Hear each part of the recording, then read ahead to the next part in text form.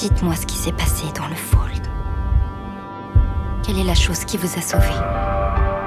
Vous n'allez pas me croire, mais c'était une invocatrice de lumière.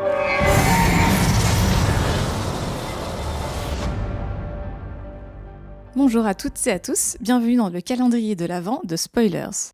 Je suis Phobos, cosplayeuse, photographe et chroniqueuse pour de nombreux podcasts sur les sujets liés à la pop culture et à la représentation des minorités à l'écran. Aujourd'hui, je voulais vous parler d'une de mes séries coup de cœur de cette année, Shadow and Bone, la saga Grisha. Cette série Netflix, dont la saison 1 est sortie en avril 2021, est basée sur 2 sagas littéraires écrites par l'autrice Leigh Bardugo entre 2012 et 2016. Cette première saison est principalement basée sur le premier tome de sa saga Grisha, aussi intitulé Shadow and Bone, mais incorpore également des éléments tirés du premier tome de sa saga Six of Crows, se déroulant dans le même monde.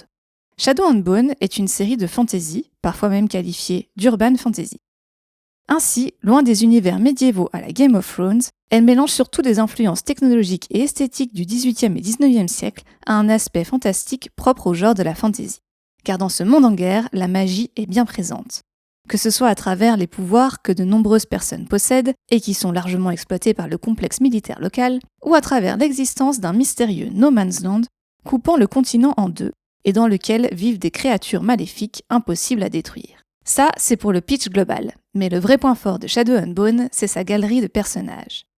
Parmi eux, on en trouve 2 principaux. La première, c'est la jeune Alina, engagée dans l'armée en tant que simple cartographe, mais à qui on découvre un pouvoir d'une rare puissance et qu'on croit être l'élu d'une ancienne prophétie.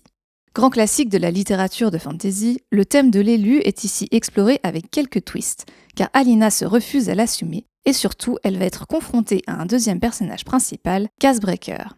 Cas est un orphelin à la tête d'une petite troupe de hors-la-loi traînant dans les rues de la capitale, et à qui on va confier la dangereuse mission de kidnapper Alina. Ces 2 personnages sont bien sûr entourés d'une myriade d'autres, tous plus attachants les uns que les autres.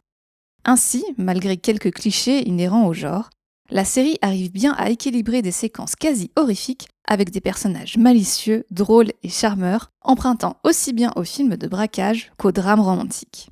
Le mélange est pour le moins original, mais la générosité et l'honnêteté de la série, qui attaque son sujet sans ironie aucune, font que ça fonctionne. Les décors et costumes, fortement influencés par l'Europe de l'Est, renforcent efficacement l'immersion dans cet univers fantastique et confirment l'originalité de la série dans le paysage médiatique actuel. La grande diversité des personnages, que ce soit en termes d'origine ou d'orientation romantique, est d'ailleurs à saluer, et se retrouve jusque dans les choix de casting, puisque par exemple, c'est l'actrice non-binaire et asiatique Jessie Mailey qui incarne Alina. Face à elle, notons le plus gros nom à l'affiche, à savoir Ben Barnes, qui est depuis des années le petit chouchou du fandom de la série littéraire. La légende veut que c'est grâce aux nombreux posts Tumblr le choisissant pour incarner le séduisant et ténébreux général Alexander Kerrigan qu'il a décroché le rôle. Et il l'incarne à merveille, mettant au service du rôle sa gueule d'ange et sa capacité à osciller entre charme et violence qu'il avait déjà démontré dans son rôle de méchant dans une autre série Netflix, à savoir The Punisher. Même si le grand nombre de personnages et le lore très riche font qu'il est parfois un peu difficile de s'y retrouver, surtout pour celles qui n'auront pas lu les livres, la série se débrouille pour montrer plus que raconter, évitant ainsi aux spectateurs de s'endormir lors de longues scènes d'exposition. Et rassurez-vous, en vrai, si vous avez survécu à Game of Thrones, vous n'aurez a priori pas trop de mal à saisir tous les enjeux de cet univers. On peut remercier pour ça le scénariste Eric Eiserer aux commandes de cette adaptation, qui est surtout connu pour son travail sur le film Arrival, Premier Contact en français, ou encore sur les films d'horreur Freddy les Griffes de la Nuit, Lights Out ou Bird Box. On reconnaît ici son talent pour les adaptations, ainsi que son attachement pour les ambiances mystérieuses et dérangeantes qu'il a su instiller brillamment dans Shadow and Bone, tout en gardant une approche appropriée pour sa cible young adult. Face au succès aussi bien public que critique, une saison 2 a été annoncée il y a quelques mois, et si aucune date de sortie n'est encore connue, on espère qu'elle sera aussi efficace que la première. Bref, vous l'aurez compris, je ne peux que recommander Shadow and Bone, c'est toujours disponible sur Netflix et ça fera une série parfaite pour cette période hivernale. Voilà, il ne me reste plus qu'à vous souhaiter à toutes et à tous de passer de très bonnes fêtes. À bientôt! Si ça tourne mal, reviens. Quoi qu'il arrive, je reviendrai auprès de toi.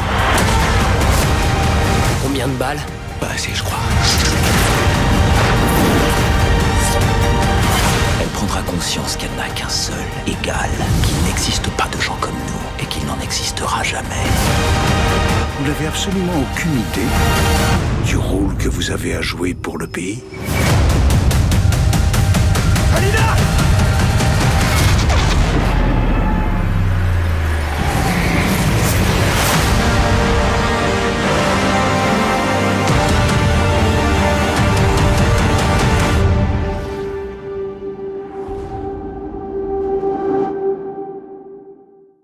Phobos est cosplayeuse et chroniqueuse podcast. Quand elle ne réalise pas elle-même de superbes cosplays inspirés de personnages iconiques de la culture pop, vous pouvez la retrouver parmi l'équipage du podcast Outrider dédié à Star Wars.